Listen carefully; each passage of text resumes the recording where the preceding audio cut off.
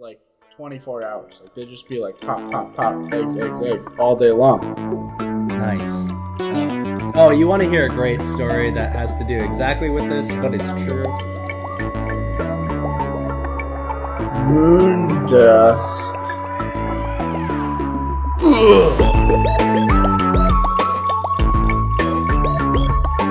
They're like, all right, the big orange is shining. We need to sell some oranges.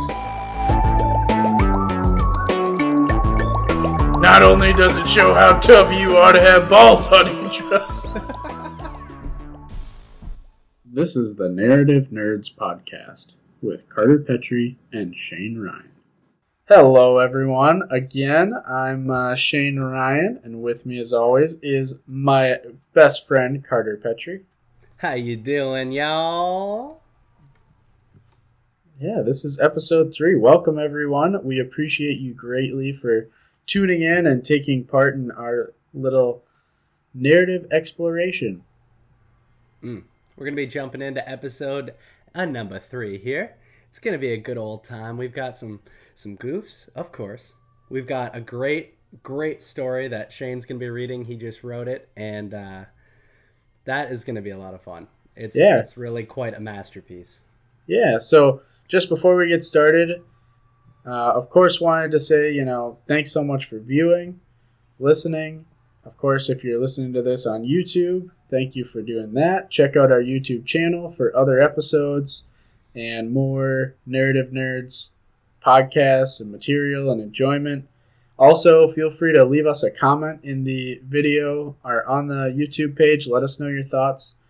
And don't forget to check us out on Facebook. Like our page there. Get the updates on all the cool new stuff that we're putting out there. We also use Facebook to kind of source some ideas as well as source some ideas for literature. So if there's a short story you really like that you maybe want to see on the podcast, or maybe a poem, or maybe there's a cool concept album, don't hesitate to hit us up on Facebook. Carter and I check it every day, and we want to make sure that your voice is heard. So go ahead and check it out. Yeah, we definitely want to engage with you. Keep ideas moving forward and dive deeper. So anything that you've got on your mind or that you read you thought was really cool, interesting, funny, send it over. We'd love to josh around with you. Yeah, absolutely.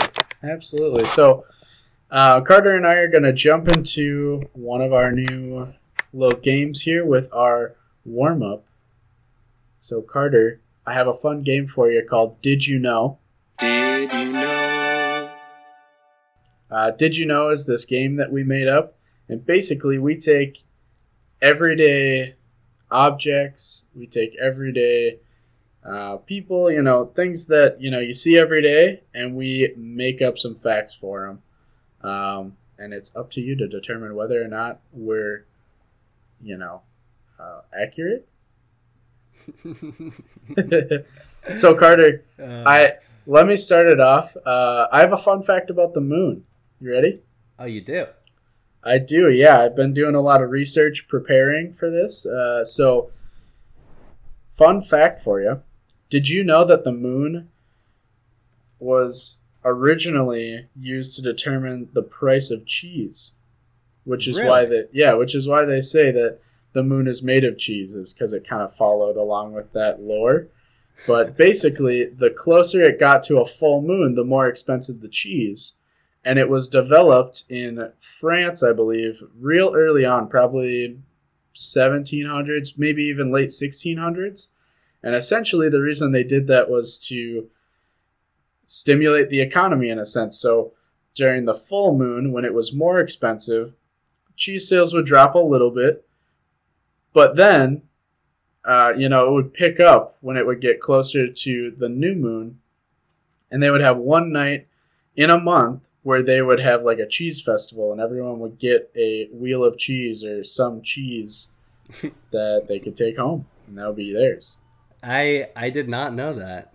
Those Europeans. Crazy I know. Concepts. I know. We got to start implementing that in our own economy. Seriously. I mean, I know Florida, they do an orange festival, and it's when the sun is at primal, like 3 p.m. up in the sky. They're like, all right, the big orange is shining. We need to sell some oranges. Yeah. Yeah, that makes sense too. I mean, there's so many more uses for the sun and the moon when it comes to the economy that people just don't know about. They overlook everything. I mean, the solar eclipse that happened this last year, all the orange sales just plummeted. There was no sales. There was no sun. I remember that. Yeah, I remember because orange juice got way more expensive. Yeah, Tropicana was reeling it in. Absolutely. You got any fun facts about the moon, Carter? What can you tell me about the moon? Well, really all I know about the moon is that it was originally thought, I mean, as far as I know, the moon, when we first went there back in whenever that was, like the 50s or 60s. I think it was the 60s. 60s, could be something like that. Whether it was real hit or us not. Up on Facebook if you know what year we went to the moon. Or if we actually did. Oh. Now we'll dive into some conspiracies. Carter, we should definitely get into some conspiracy narratives. I like that. Yeah, did you guys hear about the Denver airport? There's some stuff going on under there. Look that up if you're interested. Anyway, I think when they went to the moon, there was... I can't remember if it was Buzz Aldrin or Neil Armstrong, was it? I think those two lads were the... Option C, all of the above. All of the above. Perfect. So I was told when I was in high school, I think, in freshman year, that when they went and they landed in their little rover, they decided they were going to put together some bagels, just in case they needed a little snack while they're out, traversing the moon. And so, if I recall correctly, Buzz was like, I'm going to put a little extra on an extra little cream cheese on my bagel. So when they got off the rover and they were walking around the moon, Buzz had his bagel with cream cheese, and Neil didn't have any cream cheese. Oh. Dropped his on the surface of the moon, and when he picked it up, it was covered. I've heard this, yeah, and it actually, it was. They tried to make it a huge hit, but with the export of moon rocks being so expensive, they just couldn't afford it, and it would weigh the ship down when they tried to bring it back, so they had to leave a lot of the space rocks there, and that's why that didn't pick up. But yeah, I did hear that a little bit of moon dust, which kind of sounds like a drug, but moon dust is... Hey, man, you got that moon dust? You know anybody who's got the moon dust? I need some of that. Also, I need some celery. Some of that lunar sprinkles. Oh, dog, don't even get me started on the celery. Oh. The celery game is so hot right now. Dude, it's booming, and it always will be. Yeah. My guy actually just got arrested, though, because he was trafficking. Yeah. Well, I mean... and by that, I mean, like, he was just stuck in traffic. Uh-huh. He was getting some serious road rage, and then they found the celery in his trunk, and they were like, you're going down. You're in. Yeah. You're going straight to jail, sir. Absolutely. Hey, Carter, I have another fun fact for you. No, you don't. I do. Yeah. I actually got a couple more for you. I was doing a lot of research this week because I wanted to bring the people some cold, hard facts. You must have been raging on some caffeine cadets. Absolutely, yeah. I was on caffeine cadets. I was getting some really good sleep with the Tuck You Bot. By the way, for anybody who listened to episode 2, we are still working on the combine between the Tuck You Bot and the Dreamy Driver. That car that's a bed. So don't worry, that's going to be on shelves. Hopefully, we're talking a deal for Christmas 2019. We'll let you know. But Carter, I have an interesting fact for one of the most underrated musical instruments that is in rotation, which I figure is right up your alley. So let me know if you've had knowledge of this. Is it the egg shaker? No, No, but that reminds me. I'll get back to eggs. We're gonna circle back. No, it's actually about the accordion. Oh.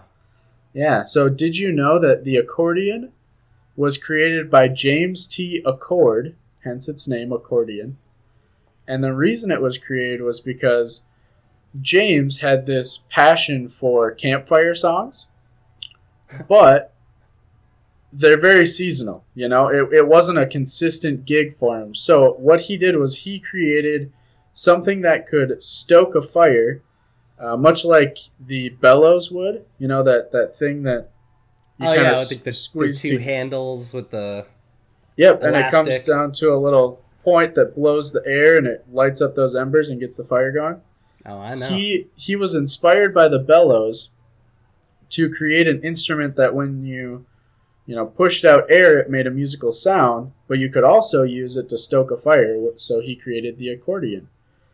And yeah, so he had a business lighting campfires and then leading campfire songs and entertaining at the campfires. Man, he must have really, really made it big. Yeah, especially I mean- during like camping season. You would just go to campgrounds and it was like door to door sales, but it was with tents instead of people's doors, like regular house. You can't doors. really knock. You can just kind of go up and down with the zipper, like. Zzz, zzz, zzz.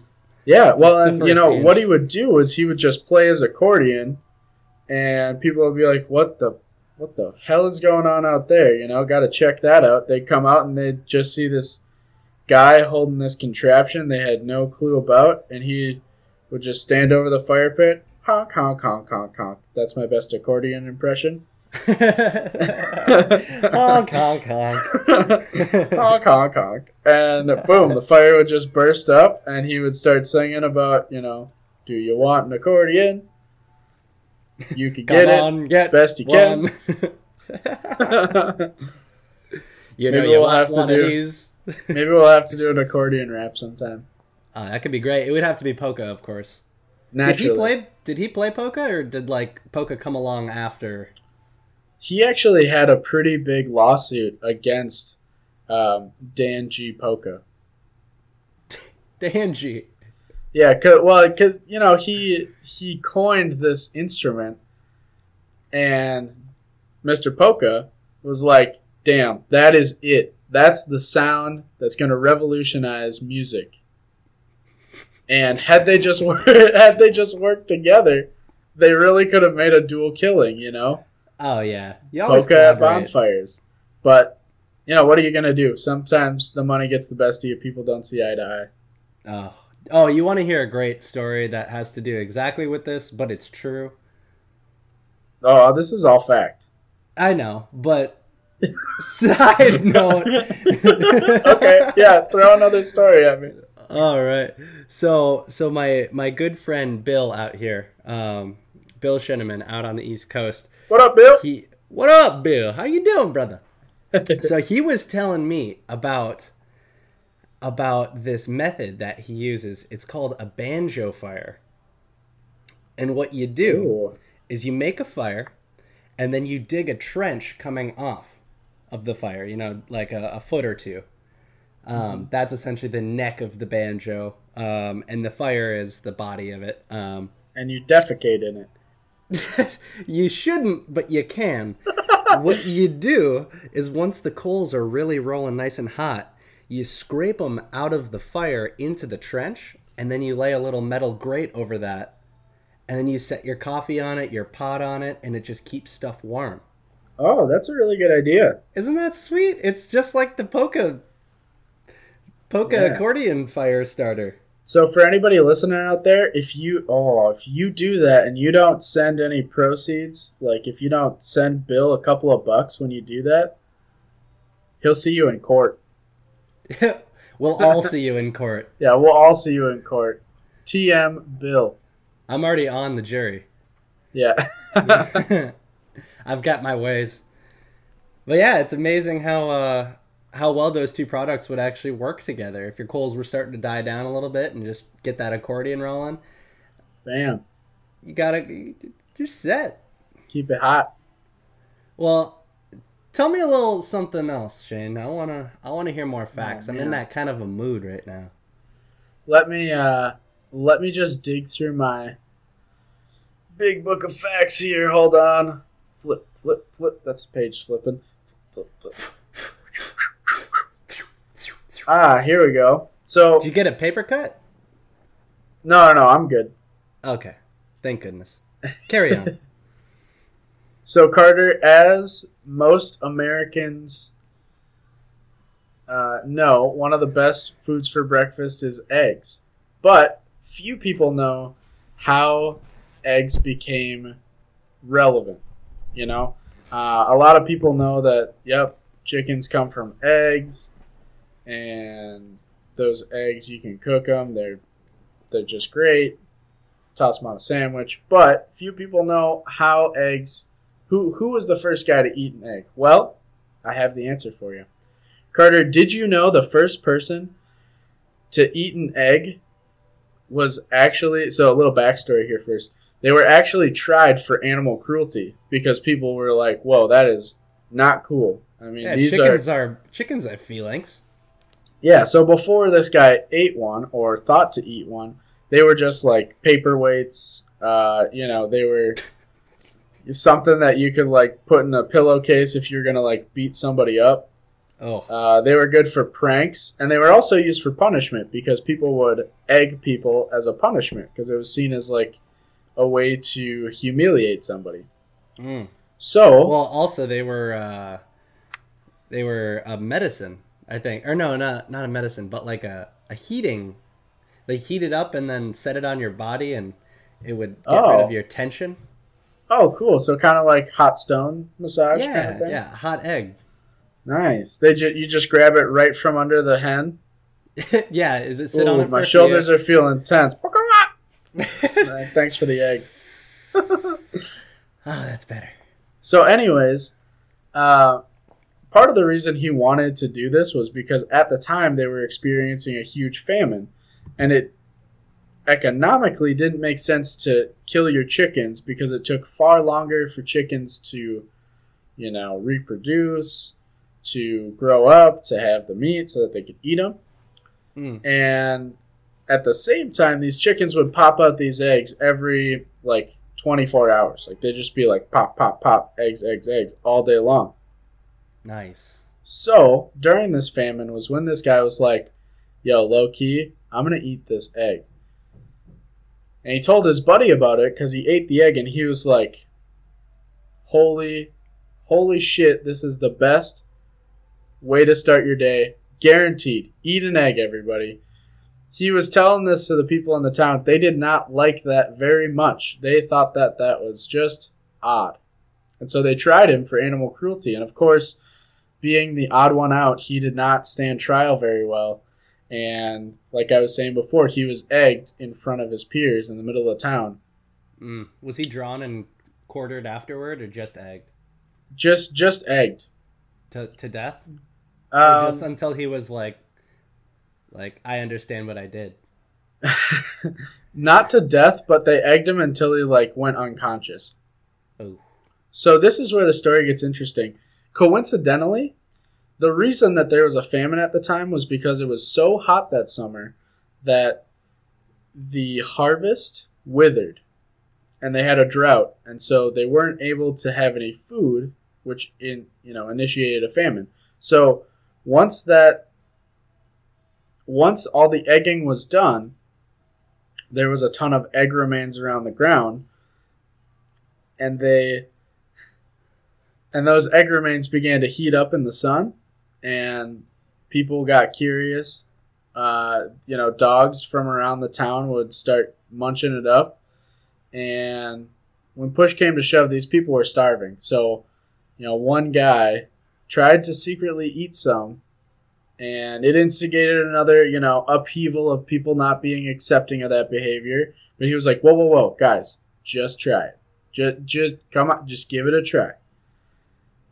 And they did, and that's kind of, whenever everybody realized that eggs were just the best. Oh, man, that is an excellent story. Thank you. Yeah, just some fun facts that people don't don't know a I'm whole just. lot, you know? What did the guy who got egged have to say? Like once he woke up and was like, "Oh, come on, now everyone's eating them." Well, they probably send him like a gift basket or something. Full of eggs. I would assume, you know, like, Oh, and that's how we dude, got messed up. Easter. Oh, damn, that is that is an astute observation, Carter. Hell yes, that's definitely how we got Easter. Wow. And you know what? Maybe, just a stretch, somebody fact check me here, but maybe the way we got Easter and the way we got Peter Cottontail happened to intertwine in a way that maybe it was like that guy noticed a bunny was hopping near his porch when he went out and saw the basket there. So he was like, oh shit, my little cotton-tailed friend. And That's he good, named man. him after his like, I don't know, like deceased buddy named Peter or something. You know, to be 100% honest with you, I don't even know the story of Peter Cottontail. I have heard of Pumpkin That was it, Eater. Carter. Nope, that was it. Ah, that's all you get. That's That where was- it comes from. Yeah. I was like, have I been missing out on some holiday story that I like I mean, I know of the Grinch. That's it. Yeah, the Grinch is the only holiday story. That's it. I'm feeling pretty warmed up. Carter, do you want to hop into a story? Yeah, Shane, let's jump into your story. I'm dying for it. All right. So, if you haven't listened to the other episodes, my story is based on the prompt of kind of like a horror genre featuring an old elderly couple and their celebration of something. So we talked about that on episode 1. Episode 2, we read Carter's story, and this week I get to read my story. So, yeah, I'm gonna hop right in. Ahem. The sun sets, and its dwindling rays cast through a window on a wrinkled man rocking in his wooden chair. His elderly wife picks up the newspaper, sits in the rocker next to him, and begins reading to him. The man used to read the paper every day after work, but his mind could no longer retain the stories. So his wife puts on her reading glasses and reads it to him. She starts by reading the date. October 15th, 2003. She reads aloud and pauses. They have not celebrated this date in a few years, but she hopes there is a chance he remembers it as their anniversary. She looks at him, and he returns a blank look, laden with anticipation. Go on, dear, the man says. I'm ready for the evening news. She reads the front page headline. Man forgets pie in the oven and burns his house down. The husband chuckles at that. I love pie. What kind was he making? The man asks his wife. She scans the article a bit. Says he was making a peach pie, she tells him. Apparently he was going through his wedding album and holding his dead wife's wedding dress when he smelled the smoke. How terrible. That man must feel so lonely without his wife there to help him, the man says as he reaches his hand slowly over and places it on his wife's forearm. She meets his gaze and found a twinkle of love in his eye. It was just a flash, telling her that somewhere in his mind there was a lockbox with their 53 years' worth of memories tucked safely away. Oh dear, you always were a charmer, she says, and took a moment to savor this look. Looks like these don't pay a visit much anymore, so it's best to enjoy their company when they do. The newspaper can always wait. I couldn't imagine being anywhere without you, honey, the man says. The wife felt a warmth growing inside her chest. Her lips curled into a smile, and she let out a breath, as if she were waiting all this time to hear him say that. She placed her hand on his. I have something for you, darling, she tells her husband. I'll be right back. She leaves him in the den and goes to their bedroom to retrieve an anniversary card. The card is one she had made by hand many years ago. Every year she would give him this card on their anniversary. It is a white card with a little poem titled Love Never Forgets on the cover, and a picture of them holding each other tenderly during their first dance at their wedding on the inside. She enters the den holding the card and smiling widely. The husband looks up at her with vacant eyes. "When did you get back from the store? We haven't read the news yet," he says. His wife sighs and droops her head as she slides the card back into her pocket. She picks up the paper and starts over as if it had never happened. Oof.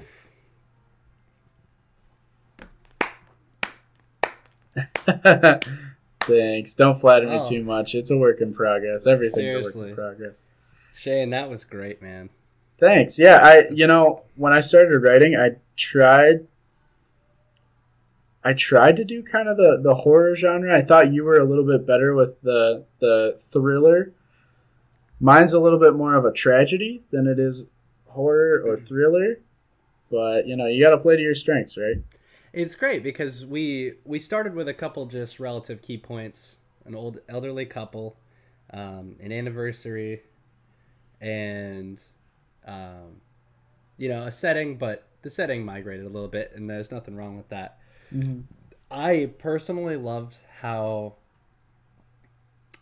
you opened with it, how we jumped right into. Will you slide back up there, Shane? Yeah, sure. You got such a great opener with the sun sets and its dwindling rays cast their window on a wrinkled man rocking in his wooden chair. Boom. I already have such a clear image of this event going on in my mind. And that's really the best part about stories that I love, is being able to just instantly have such a vivid picture of what's going on in this story. And you painted it so well. I can still see it in my mind right now. Exactly, like details even. I'm seeing like a little cottage, and they have this little porch that's screened in with their rocking chair, and they're sitting there, and they sit there every day and read the news, and I don't know. The old man has like a homemade knit. It's kind of an old knit blanket. Might smell a little like mothballs, and it's draped tightly over his legs as he's sitting there rocking in the evening sun. Yep, they got the cuckoo little alarm clock with the bird that comes out. Yep, the little cuckoo clock. Maybe a little gun rack. Oh yeah, sure. It's got dust on it though, because it's never been used. It has no guns. It has no guns. Yeah. It's got the broom in it now. Yeah. Carter, what's your favorite word in that first sentence? Ooh. I think it has to be 2 words. The dwindling rays. Ooh. Okay. Yeah, I was just gonna say dwindling, but yeah, dwindling rays I think is a good one too. What makes you drawn to those words? I think the word rays is extremely powerful. For some reason, I don't know. It captures me. Just the essence of the sun, kind of tucking behind the trees, and the last few little beams are shining in through the window, or in through the screen, what have you. In this case, it's a window. But yeah, that late night, or the evening into dusk, or dawn. Sorry. That moment, that 10-15 minute moment when it's vibrant, that gave me instantly right off the bat, like, oh, here we go. This is going to be flavorful. I already know. You used a lot of words that I really liked, such as like laden. That was a great word. Returns. She looks at him and he returns a blank look, laden with anticipation. Like, I know, you're very good with the vocabulary of adding extra words to. Thank you. Yeah, I was trying to follow up your story, because you often have a lot of really good words too. Oh, thanks. And I try and be really specific with my diction because I think if people take the time to look at it, it can mean a little bit more too. Like when I wrote "Dwindling Rays," to me, I wanted that to represent. Let me just break down the first part of this sentence one more time and kind of explain what foot I wanted to start off on. The sun sets, and its dwindling rays cast through a window on a wrinkled man rocking in his wooden chair. The reason I wanted to say the sun sets and its dwindling rays cast through, that first part of the sentence is incredibly purposeful. The setting sun. As we age, we are a sunset in a way. We are getting closer to the horizon and being no longer in our physical form, no longer in our tangible sense. And I wanted to echo the man's affliction, his difficulty with memory and with thought retention. I wanted to echo that by saying dwindling rays, like the rays that people cast, if I'm continuing the sun metaphor analogy, the rays that people cast are their, thoughts, their opinions, their personality.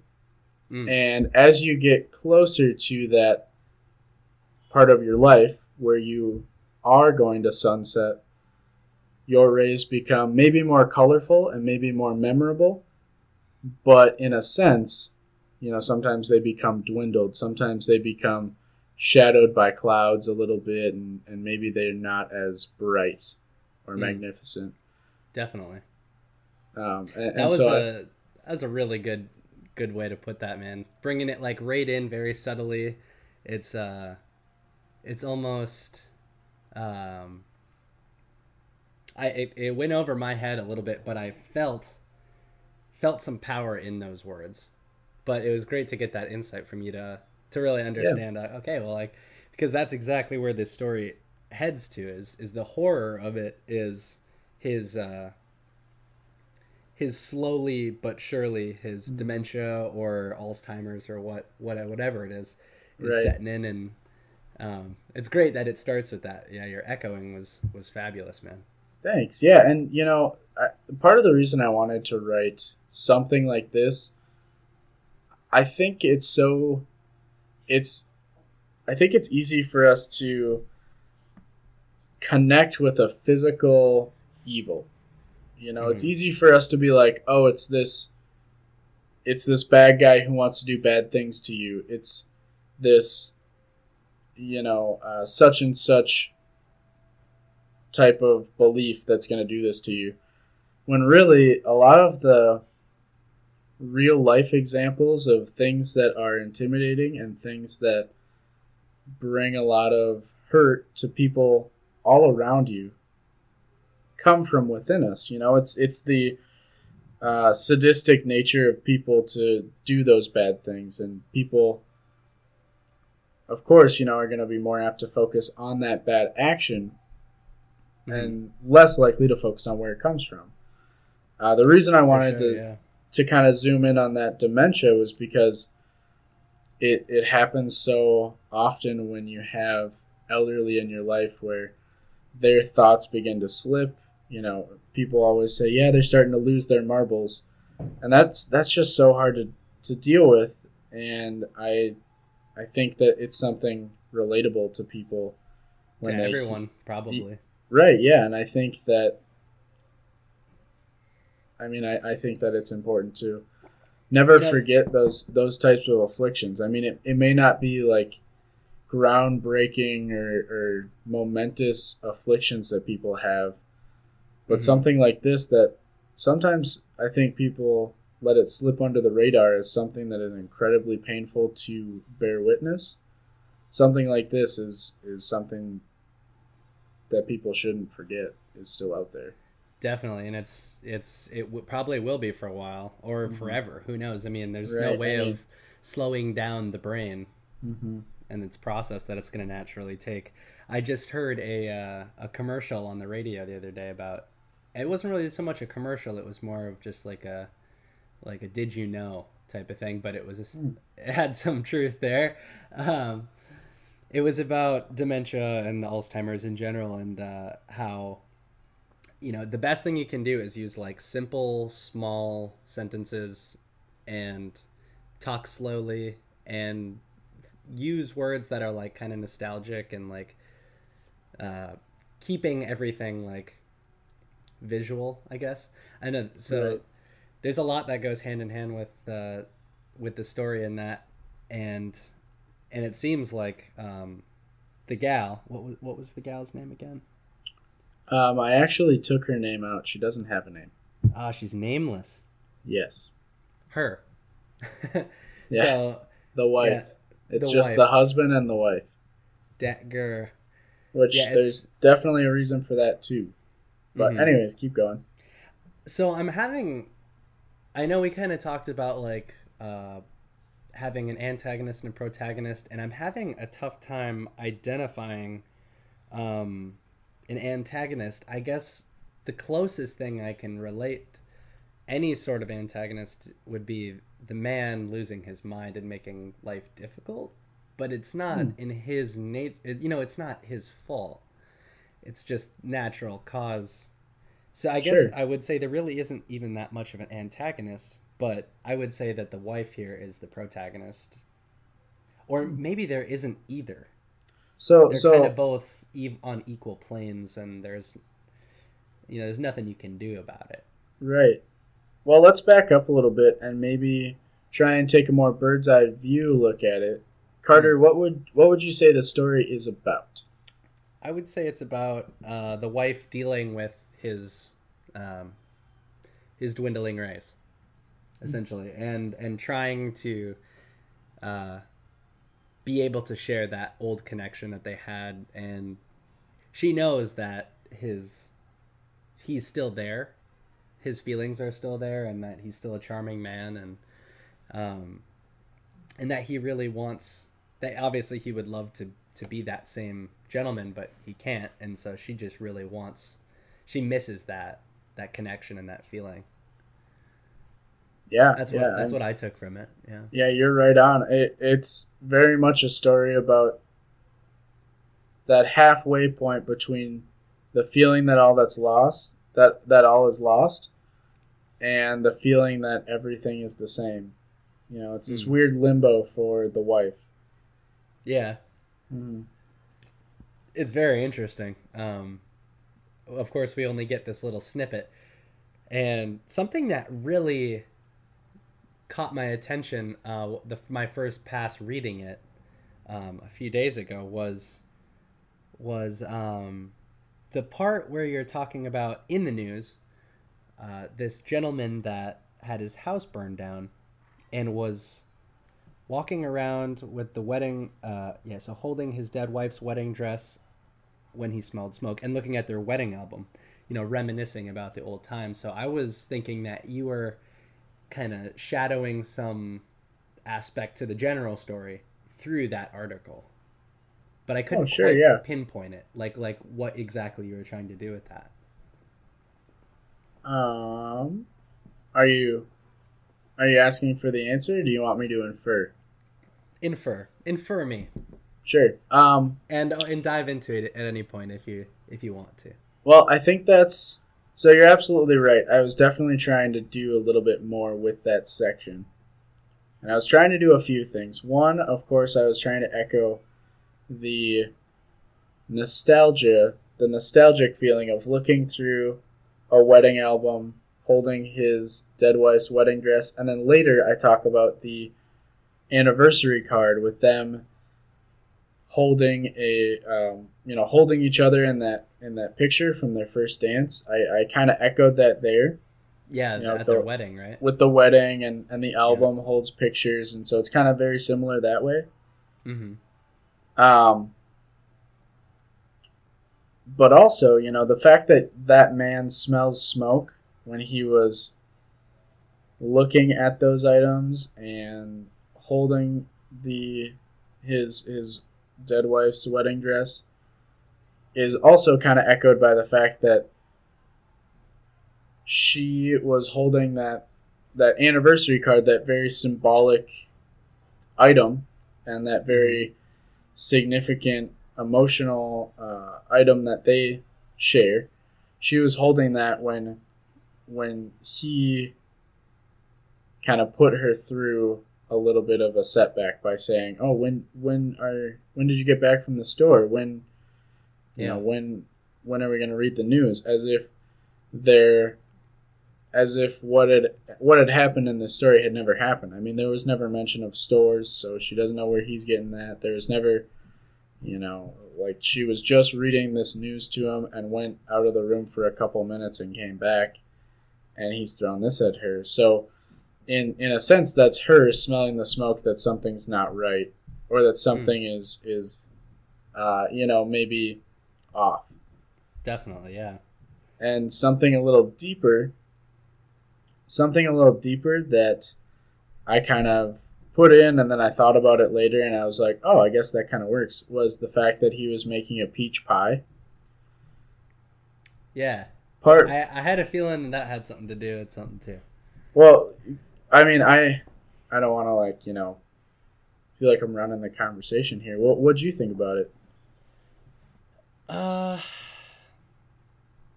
Peach pie. I really didn't have a whole lot that says he was making a peach pie. I had a feeling there was something happening there. I just couldn't locate it. I think I'm going to need some help with that. Sure, yeah. So the reason I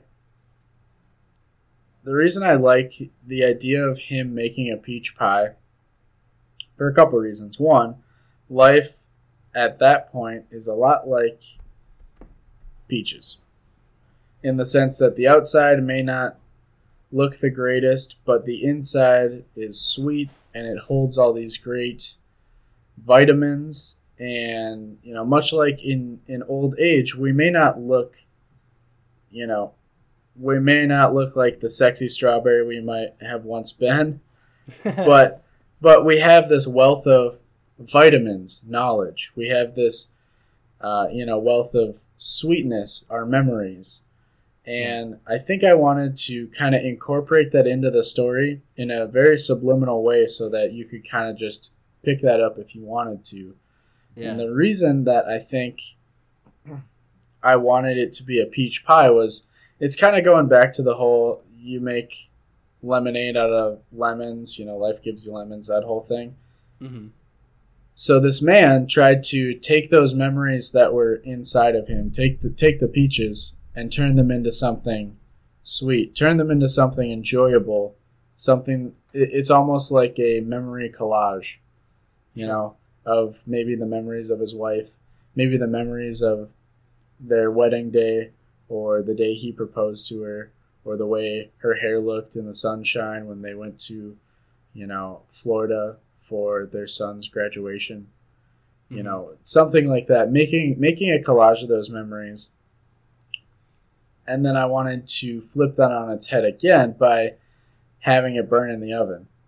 Because, the pie represents a celebration of those things, whereas the fixation on those old artifacts, even though they represent a good memory in the moment, they bring up a lot of pain for him, and that's when the smoke comes. And that's the trouble with him having this pie in the oven for too long, is it creates a fire that burns his house down. For holding on to everything. Right, for fixation. I mean, it's not necessarily like a punishment, but it's some way to show that maybe he wasn't ready to enjoy those memories. Maybe he was just a little too set on the sadness. Yeah, definitely. Oh, that makes sense. Mm-hmm. That's a good little tidbit in there. Yeah, and I mean, I'll be honest with you, some of that is stuff that I kind of was connecting the dots here as we're talking. So that's great, man. It's all about the way you look at it too. I mean, somebody could, I guess I hope somebody reads it in a different light. I mean, the point of me talking a lot about my own writing isn't so much to tell you, hey everyone, this is what it's about. Don't think about anything else. The point of me telling you about it is, where did I come from when I was writing this? Exactly. And where are you going when you're reading it? Mm-hmm. Because I think that's incredibly important too, is definitely having the freedom to take that and run with it. Yeah. Yeah, I'm not as keen on picking up the little underlaying things in most text. That's something that you definitely would have a far wider selection of or ability to infer on some of that stuff, considering your degree in reading and in digging and searching, and that's something I haven't spent as much time doing, more so just looking for like the sum idea of the story, Yeah, and sometimes I catch stuff, but I when think I write, I try to make it really deep. Well, and I think that's, Carter, I think that's what makes us such a great team, is the fact that you are a very macro bird's eye thinker. And when it comes to stories, I mean, look at the examples I just talked about. I talked about 2 words in the first sentence, and then I talked about maybe 10 words about halfway through. So when you look at it, I like to zoom in on the microscope quite a bit. And I think it's important to not lose that big overarching bird's eye view, because that's important too. I mean, both sides are important to a conversation. For sure. Yeah. Carter, I did have a question for you. Yeah. What were some of your expectations while reading the piece? Like when you were about halfway through, what did you expect? I expected so I remember while I was reading it, I was thinking, okay, something's happened. Something is going to happen here. Because I remember we discussed horror at the beginning, so I'm like, all right, is this peach pie about to come to life and murder everybody? Is there some foreshadowing here with the newspaper letter of the fire, just in general? When he left, or when she left to go get the card, and he was like, where have you been? She's like, you just got back from the place, it's time for the news. I was thinking okay, well, something's about to drop here, but then I saw there was only 2 sentences left, and then it ended, and I was like, oh, Shane, you crafty bastard. You got me. I mean, I was expecting this some kind of a tragedy, I guess, some kind of a major event that was really. So how I see the story now is a snippet of an event that happened, and as I was reading it, I was expecting this catastrophic, major tensionous moment where it's all hope is lost. That's what I was waiting for, the thriller aspect. So but I'm glad that you went with this other route, because it really did hold more meaning than just a fictitious explosion of excitement. It really has it holds a truth to how we are and how we live, and what everyone has to go through at some point. Yeah, absolutely. And I think you make a great point in the sense that, sometimes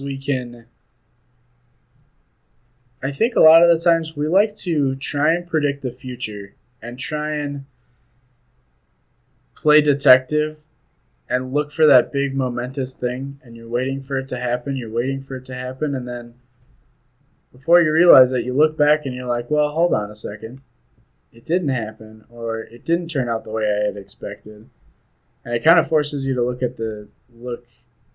a little more at, it forces you to put yourself back into the situation. Mm-hmm. Because I think it's easy to remove yourself and try and look at things in that light to try and figure out what's going to happen. Sometimes you have to immerse yourself in it, do the exact opposite to really get the underlying things. Yeah, exactly. Definitely. Exactly. Yeah, that's. So yeah, I went back and I read it 2 or 3 more times, and was feeling a lot more calibrated with the narrative and how it flowed, you know, and all the little pieces and how, you know, there's definitely further meaning to this that you placed, you know, specifically in certain parts. Something that I really loved was the imagery of when he says, "Oh, I love pie." Like he doesn't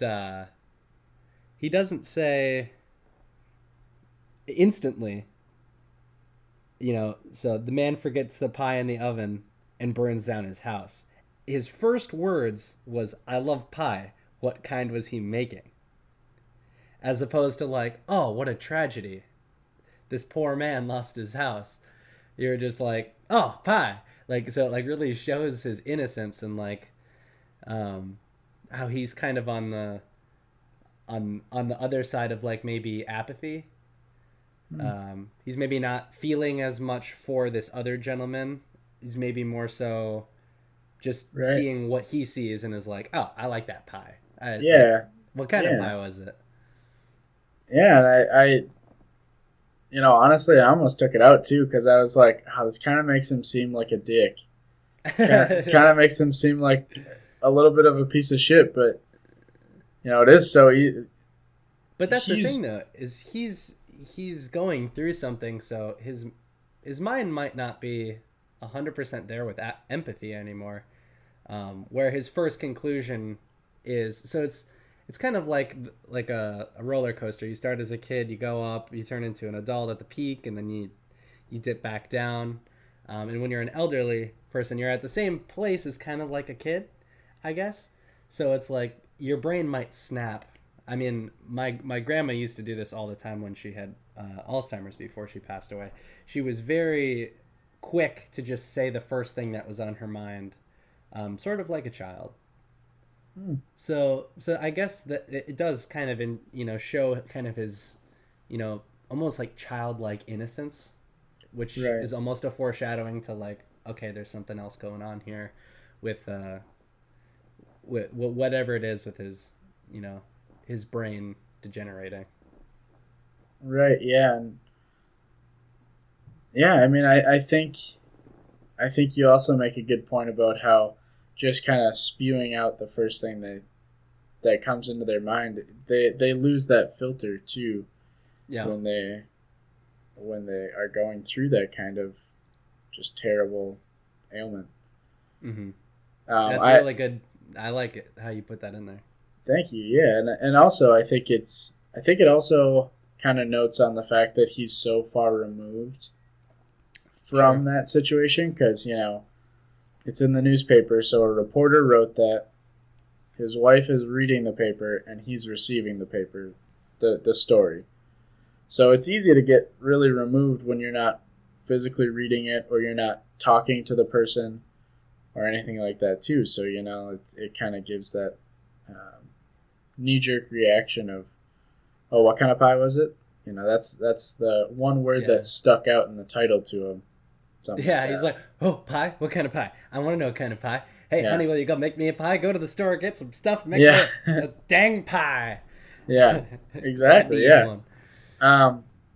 Any resounding thoughts on that? What would you say if you had to add like 2 more sentences about, and I would say it would have to do something with like the card. Instead of being like, so she sat down to do the art, you know, to read the newspaper and she just put it in her back pocket. Do you think there'd be anything that you could add that would have to do with the anniversary card?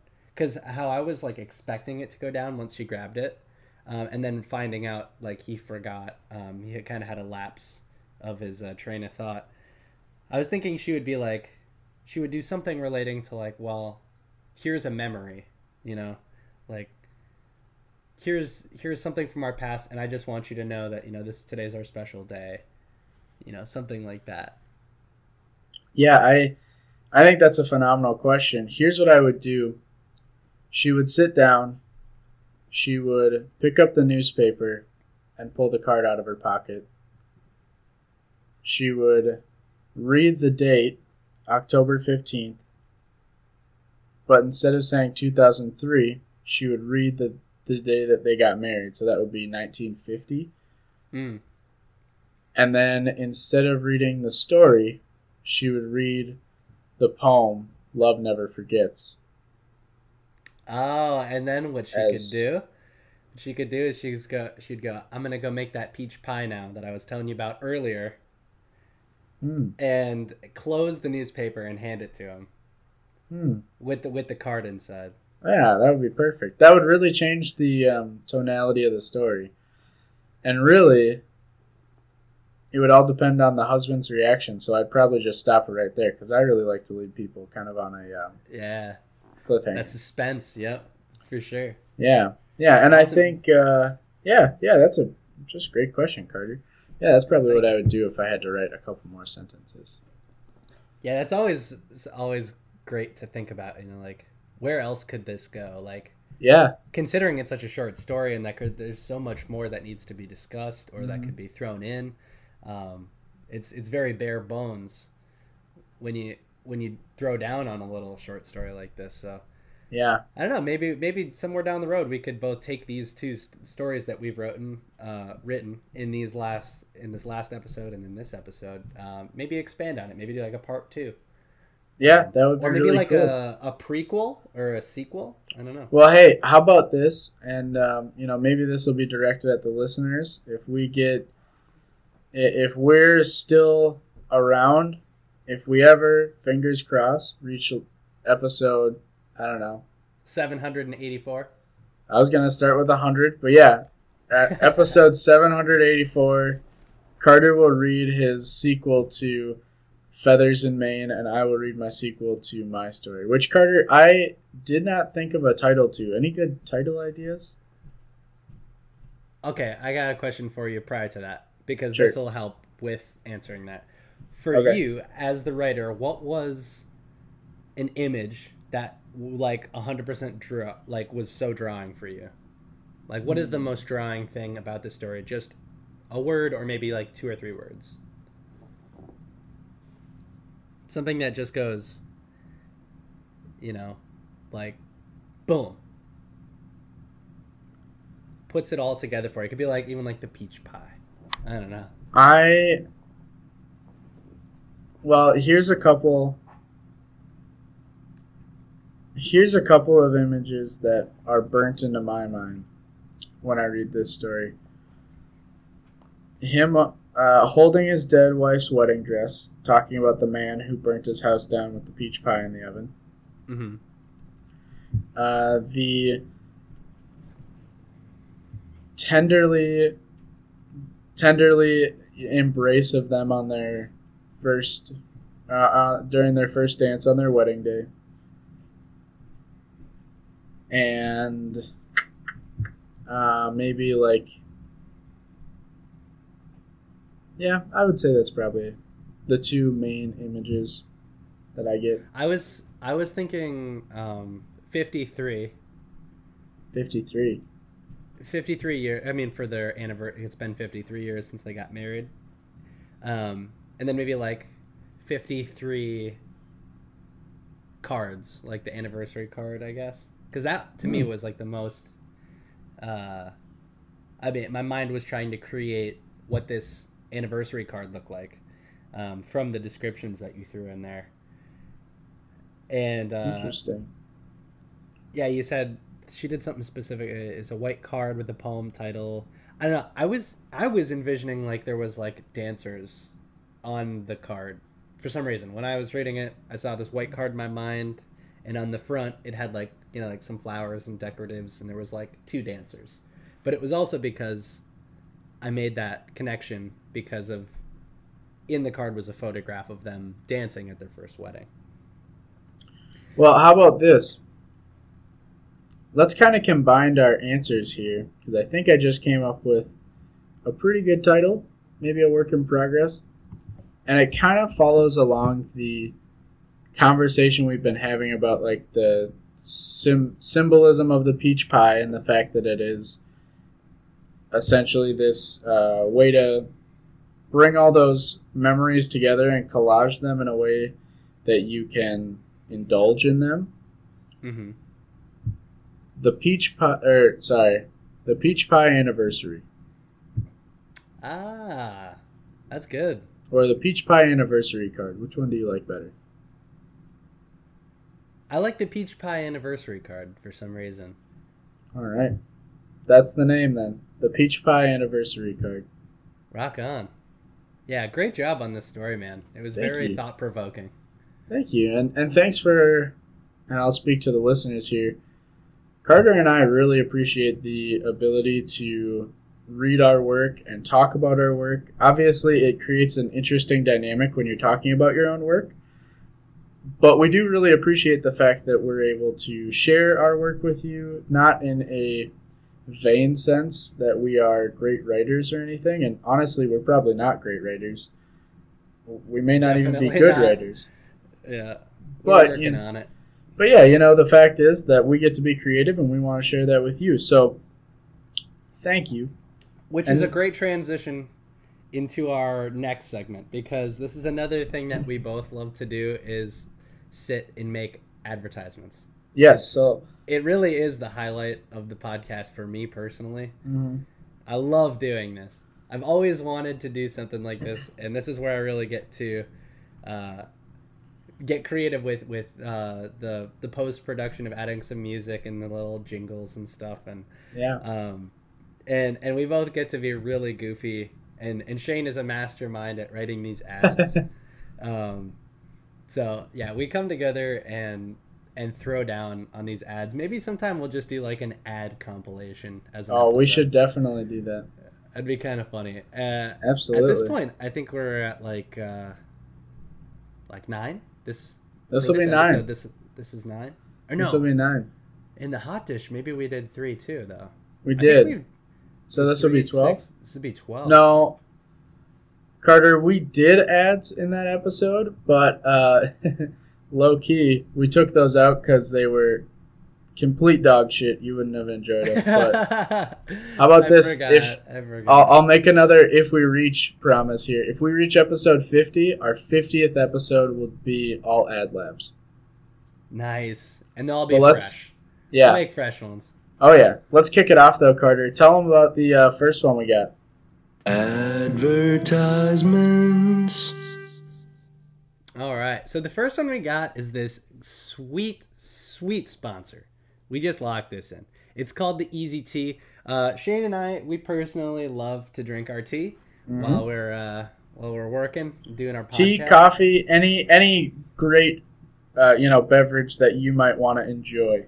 Yeah, it's great. So at this moment, I'm drinking a cup of tea. And, sometimes I can't always keep my hand on it. So that's exactly what this is. We've all experienced running out of the house with our hands full of belongings, only to realize your freshly brewed tea was forgotten at home. Arguably one of the least talked about epidemics around the world, forgetting your morning beverage is scientifically proven to lead to irritability and anxiety. Well, no longer will your hands be too full to grab your morning beverage. From the makers of the snow cone slippers and the hummus headwear comes the next revolutionary food-related attire you won't want to miss out on. We are proud to introduce the Easy Tea. The Easy Tea is a pair of gloves with built-in containers for your beverage of choice. Just fill your Easy Teas with your tea, coffee, or cocoa, and you're ready to hit the road. When you're ready to enjoy your beverage, just apply suction to any of your fingertips. The Easy Tea is starting your day on the right foot and making forgotten beverages a thing of the past. Easy Tea, it's your drink in a glove that we know you will love. Do you want to try that again? Nah, I'm good with that. I'm good. All right, Let's roll with it. I love my Easy Teas, and the best part is that hot beverage keeps your hands warm in the winter. Yeah, you never have to even set it down. You can be driving and you could have 2. Just steer with your mugs. Yeah. Yeah, there you go. Yeah. So we got Shane. another one here, and this one goes out to all you macho dudes out there. It's called the Truck Sack. And I got to clear my throat for this one. Bring the redneck out, boy. Yeah. Hey, you loser. Yeah, I'm talking to you. Are you sick of your truck looking wimpy next to the other trucks at the Home Depot? Tired of guys telling you your truck doesn't have the balls to complete the job or win a race? Well, it's time to sack up, you mama's boy.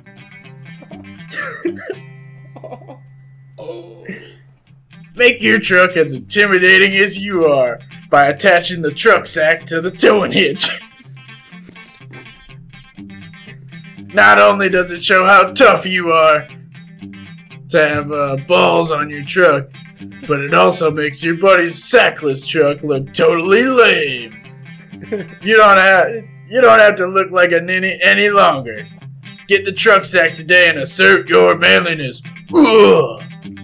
Use coupon code I'm not compensating, you're compensating. On their website, you'll receive 15% off. Truck sack, because your truck ain't crap without the sack. Hold on. Can I read? Oh my gosh, I'm Can so I fucking sorry. Can I fucking read that again and try this one more time? Yeah, I was cracking up the whole I time. know, that was really hard.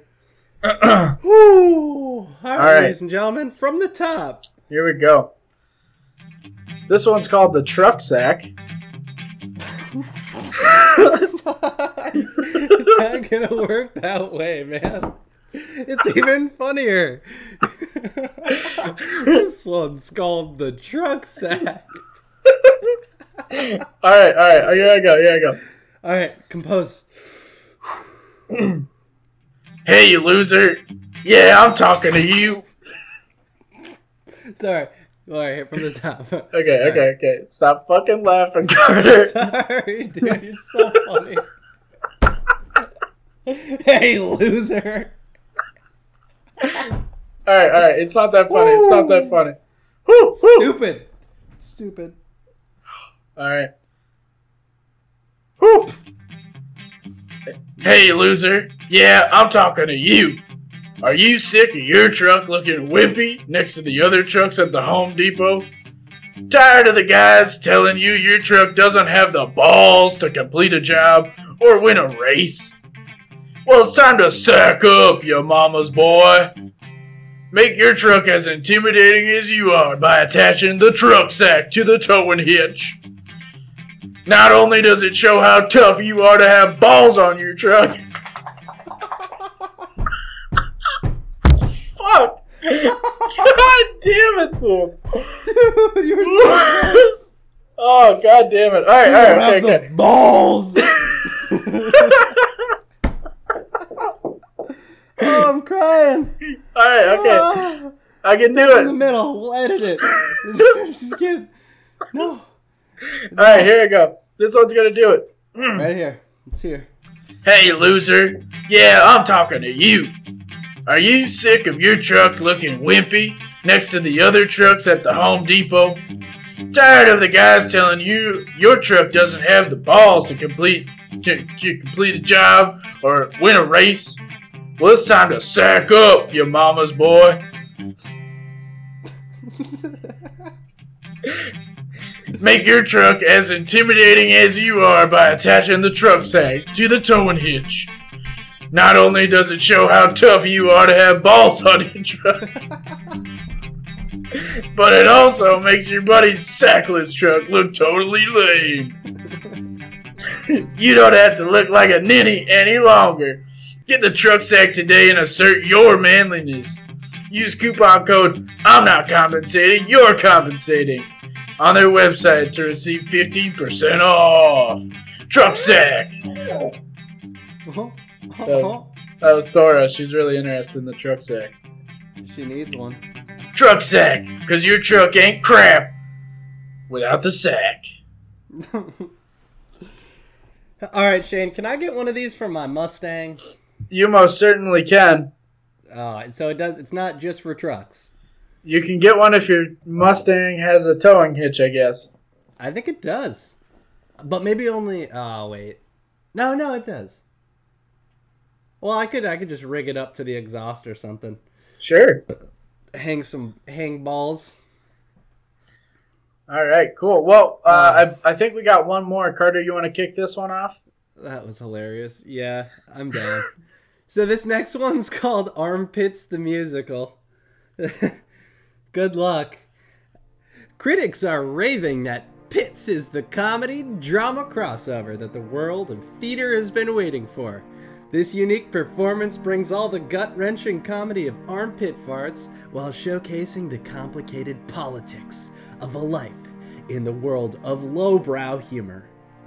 The story is inspired by the life of real-world comedian Pull My Finger and features many others like Dewey Dookie, Hans Wiener, Ziggy the Windbreaker Malone.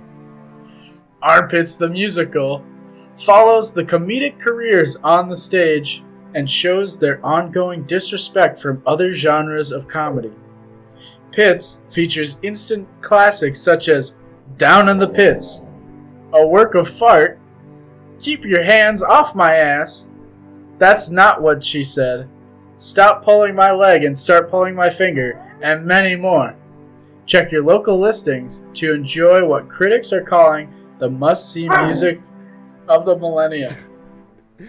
Thora. Yeah, Thora's barking at me. She's got poop. That girl's gotta make some pits. She got poop. Gotta drop some D's. You want me to read that last part again real quick? Yeah, maybe.